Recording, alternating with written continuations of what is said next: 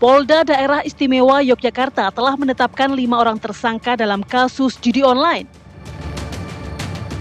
Penangkapan ini dilakukan karena mereka diduga mengakali sistem di situs judi online. Kelima tersangka berinisial RDS, NF, EN, DA, dan PA ditangkap di sebuah rumah kontrakan di Banguntapan, Bantul, Yogyakarta beberapa waktu lalu. Mereka diketahui telah membuat puluhan akun baru untuk mendapatkan keuntungan dari promosi situs judi online. RDS berperan sebagai pemodal sekaligus otak dari komplotan ini, sedangkan 4 lainnya sebagai player atau pemain. Setiap hari RDS dan 4 pemain membuat 40 akun judol baru menggunakan kartu SIM berbeda. Para pelaku memanfaatkan promosi situs judol di mana akun baru berpotensi menang lebih besar. Dalam sebulan RDS bisa mendapatkan keuntungan hingga 50 juta rupiah, sedangkan 4 bawahannya diberi upah 1 hingga 1,5 juta rupiah per minggu. Polisi tidak menyebutkan pihak pelapor dalam kasus ini. Kasubdit Cyber Ditreskrimsus Polda DIY hanya mengungkap bahwa kasus ini terungkap dari laporan masyarakat pada 10 Juli 2025 lalu. Lantas siapakah pelapor yang dirugikan dari mengakali sistem dalam praktek judi online ini? Tim TV One mengabarkan. Sebagai perannya untuk RDS ini adalah bosnya. Dia yang menyiapkan link atau situsnya, dia mencari, kemudian menyiapkan PC-nya, kemudian menyuruh 4 orang karyawannya untuk masang judi online.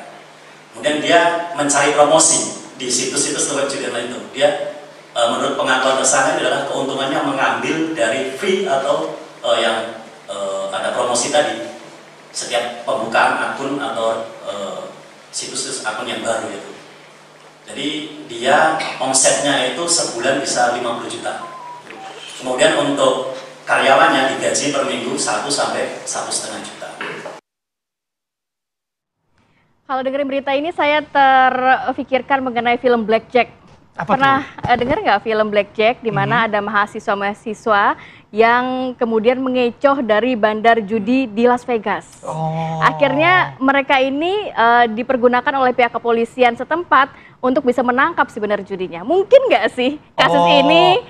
Bisa jadi dimanfaatkan polisi untuk mendapatkan pengembangan kasus nantinya ya. Siapa kira-kira bandarnya begitu nanti. Walaupun saat ini publik bertanya-tanya siapa yang melaporkan sehingga pihak kepolisian bisa menangkap orang-orang yang mengecoh bandar judi.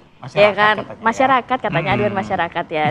Ya semoga ini juga ada pengembangan juga sehingga tidak hanya para pemain judi yang diamankan oleh pihak kepolisian tapi juga bandar-bandar judinya harus diberantas nih. Kita akan membahas mengenai hal ini dengan narasumber yang sudah hadir di studio. Sudah ada Mas Pratama Persada, ini ahli IT yang akan mengulik lebih dalam ya pakar pakar IT ya. Selamat pagi Mas. Selamat Assalamualaikum. pagi. Waalaikumsalam.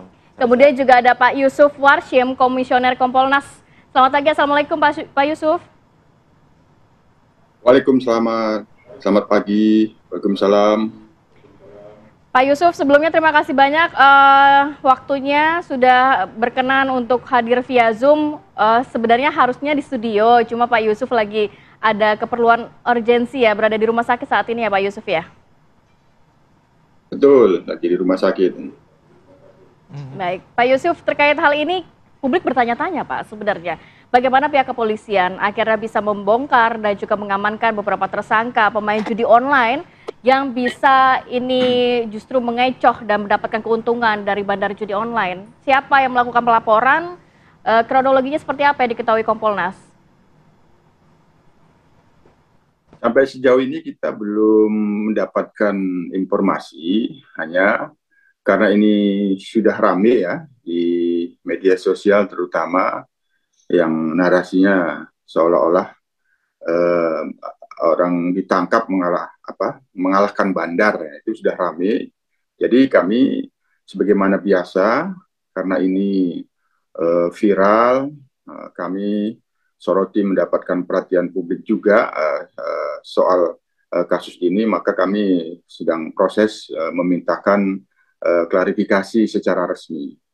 Yang kedua, tentu yang disampaikan oleh Polda DIY apabila kita cermati sementara di pemberitaan, sebenarnya kan ini apabila memang benar sudah ada 5 tersangka, ya ini ya sebenarnya kasus judi online, main judi hanya terkait dengan soal mengakali sistem, tentu sebenarnya itu bisa dikatakan modus ya, modus main judinya.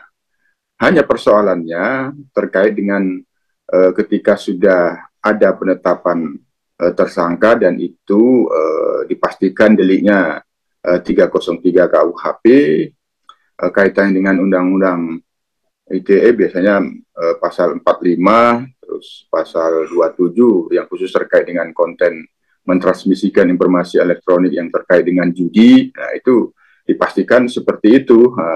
Hanya terkait dengan situsnya, karena katakanlah faktanya aja judi online, berarti kan ada situs yang memang situs judi online. Oleh karenanya tentu ini tetap harus ditindak.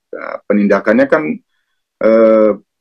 kewenangan ada pada pemblokiran itu oleh lembaga negara lain, Kementerian Komdiji, maka tentu proses penindakannya kan dimohonkan untuk dilakukan pemblokiran. Maka ini satu hal yang akan kita mintakan penjelasan ke Polda DIY bagaimana dengan situs judinya. Apakah sudah dilakukan permintaan untuk dilakukan pemblokiran? Yang kedua, terkait dengan pemilik atau bandar di dalam situs judi online ini kan tetap harus ditindak karena melalui 5 orang yang telah ditetapkan tersangka ini sesungguhnya ada praktek bermain judi online, ada pemainnya dengan modus katakanlah mengakali sistem untuk bisa terus menang.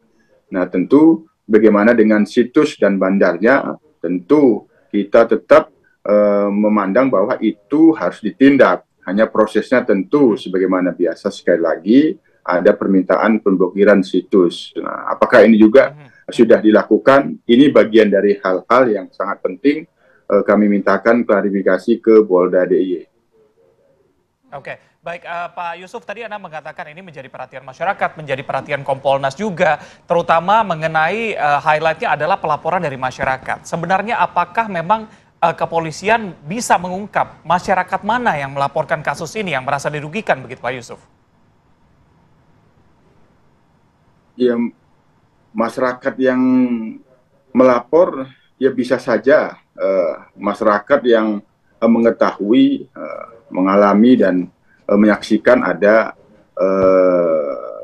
judi online yang sedang berlangsung, atau ya kita belum mengetahui sesuai dengan yang ada dalam narasi media sosial itu kan disebut mengalahkan bandar. Apakah bandar itu yang melapornya? Sekali lagi ini bagian dari hal yang memang harus kita mendapatkan penjelasan. Itu yang akan kami mintakan agar kita betul-betul bisa memahami secara jelas, karena ketika sudah ada yang ditetapkan sebagai tersangka, sesungguhnya sudah ada fakta-fakta dan alat bukti yang menjelaskan ada judi online. Tentu ada pemain, ada bandar, ada situsnya yang harus ditindak. Itu saja Mas Reza.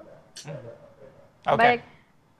Jadi memang harapannya tidak hanya pemainnya saja diamankan pihak kepolisian, tapi ada bandar yang tadi disebutkan dan juga situsnya yang juga akhirnya dibekukan oleh pihak kepolisian. Saya mau ke Mas Pratama.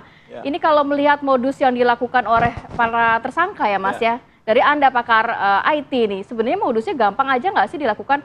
Ternak akun, pakai VPN, kemudian juga hanya menggunakan beberapa orang. Ya.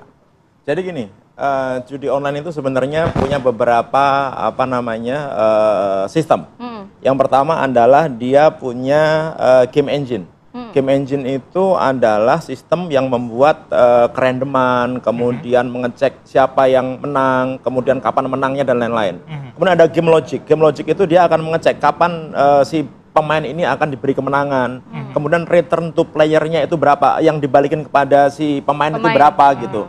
Mereka ada logik itunya gitu. Dan semuanya bisa diatur ya? Semuanya bisa diatur. Semuanya sudah diatur oleh bandar. Jadi pemain itu dia itu sudah ditentukan oleh bandar kapan dia menang, kapan dia kalah, kemudian kapan dia akan bisa dapat jackpot dan lain-lain. Itu semua sudah diatur Dan sejak dia daftar. Algoritmanya dibuat untuk menguntungkan bandar. Algoritmanya pasti digunakan untuk menguntungkan bandar. Karena apa? Karena yang dibalikin itu sebenarnya hanya 0,1% saja kepada si pemain gitu. Nah, ketika mereka akan menggait pemain baru, ya, logika permainan ini adalah pengen orang yang main itu akan senang dulu. Menang dulu berarti. Diberi kemenangan, gitu. Artinya apa? Pasti diberi beberapa kemenangan di awal-awal mereka main, supaya mereka tertarik kan. Kalau sekali main kalah pasti nggak mau dong. Gitu. Nah, ini pinter ini yang ditangkap ini, para tersangka ini gitu. Dia tahu bahwa logika bermain judi online itu seperti itu. Main beberapa kali, beberapa ratus kali,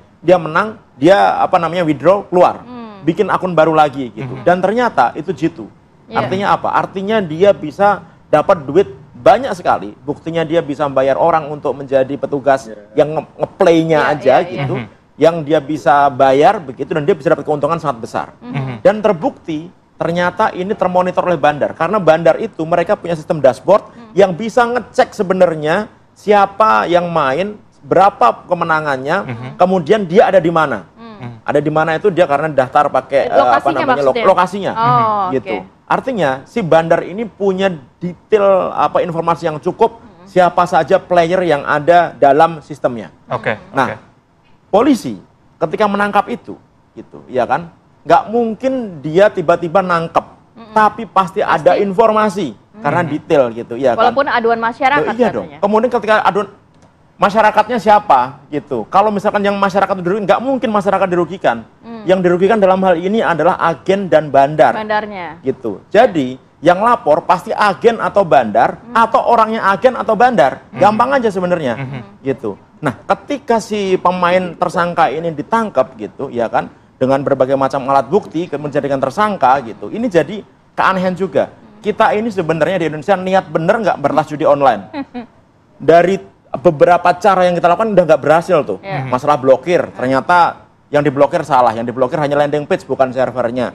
Masalah pemblokiran akun yang dipakai deposit, ternyata fraud detection bank nggak bisa mendeteksi dan nggak mau ngeblokir, sehingga orang masih bisa deposit, masih bisa withdraw. Yang ketiga, orang-orangnya sudah ada nih analisis PPATK, by name by address, kemana itu duit beredar, siapa perusahaan yang dijadikan penampungan, siapa namanya, nomor handphonenya berapa, di dalam negeri, di luar negeri, udah ada itu nama-namanya. Ini kan nggak ditangkepin, iya kan? Udah diserahkan kepada aparat penegak hukum. Ketika ini tidak dilakukan, akibatnya apa? Sampai detik ini kita masih bisa main judi online. Padahal sebenarnya sistem untuk mematikan situs judi online ini mudah ya? Gampang sebenarnya kalau mau. Ini masalah kan nggak ada niat, nggak ada kemauan dan nggak ada keberanian. Nah, ketika sistem normal ini nggak ada, bahkan Menko Polkam membuat Des Pemberantasan Judi Online, ternyata tidak berjalan dengan baik, walaupun klaimnya menurun gitu, tapi ternyata orang masih bisa main dengan gampang sampai saat ini. Ini ada nih sebenarnya oase nih. Ada yang bisa nyentil si bandar ini. Siapa dengan tuh? Ini para tersangka. Ini kan bandar ini agen ini kan kesel nih. Ya kan, sehingga dia melaporkan, wah ini ngerugiin kita nih. Kalau para bandar ini mengetahui, ini saya mengutip pernyataan Mas Pratama ya, kalau para bandar mengetahui ya kenapa nggak akun-akun tersebut saja dimatikan? Kenapa? Kenapa harus Karena begitu dimatikan dia bikin baru lagi. Sebelum dimatikan dia bikin baru lagi. Kan dia tahu nih, ketika saya udah main 150 kali play, kemudian dia menangnya itu possibility of win-nya itu 70%, dia akan mematikan.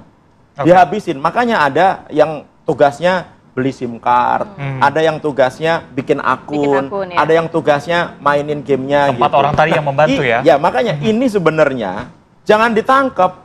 Dia suruh nge-training semua para pemain judi online gitu supaya main gayanya dia. Bandar judi dan akhirnya kan apa? Ya. Akhirnya kan semua bandar sama agen rugi tuh.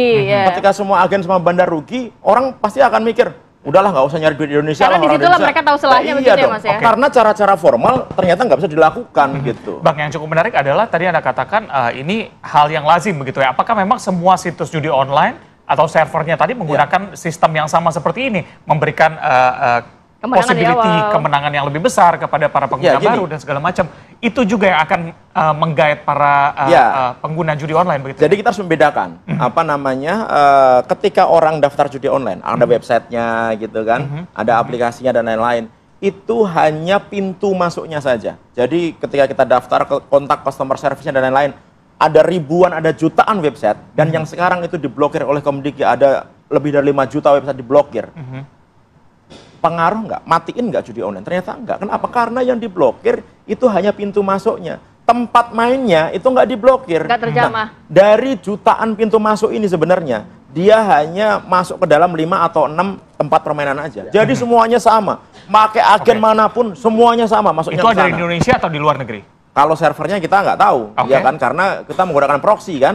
Tapi kita nggak peduli dia mau pakai proxy, mau ada di negara manapun, tapi kita bisa tahu alamat server si bandar judi online itu.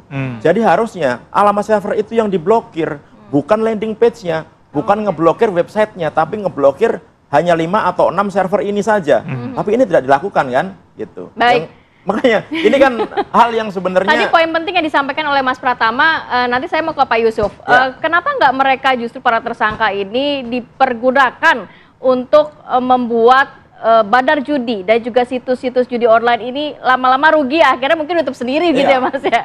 Tapi tahan dulu, kita akan sambung lagi nanti Pak Yusuf di segmen berikutnya. Tetap bersama kami di Apa Kabar Indonesia Pagi.